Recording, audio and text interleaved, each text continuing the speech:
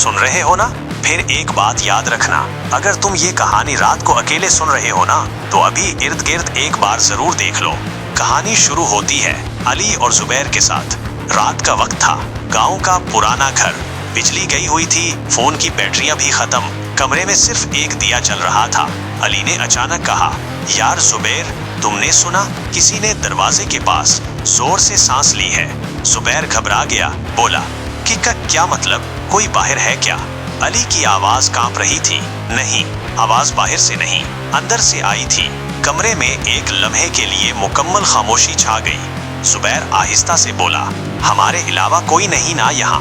अली ने नजरें नीचे की और सरगोशी में कहा, बेड के नीचे कुछ हिल रहा है। जुबैर ने कहा, कुछ मत बोल, खामोश हो जा, बिल्कुल भी मत बोल। उसी लम्हे दरवाजा आहिस्ता से खुद ब खुद बंद हो गया। तब एक आवाज आई, बहुत आहिस्ता, बहुत करीब से, मैं तभी आता हूँ जब तुम्हें लगता है कि तुम अकेले हो, लेकिन तुम होते नहीं।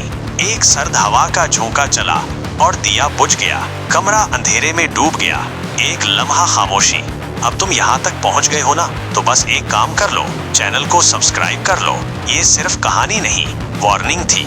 और हाँ, आज रात सोने से पहले एक बार अपने बेड के नीचे जरूर देख लेना, क्योंकि अगली बार वो तुम्हें देखेगा और तुम्हें पता भी नहीं चलेगा। बस कहानी खत्म। अब खामोशी से सोना मत, क्योंकि कुछ चीजें सिर्फ सुनने के बाद ही जाग जाती हैं।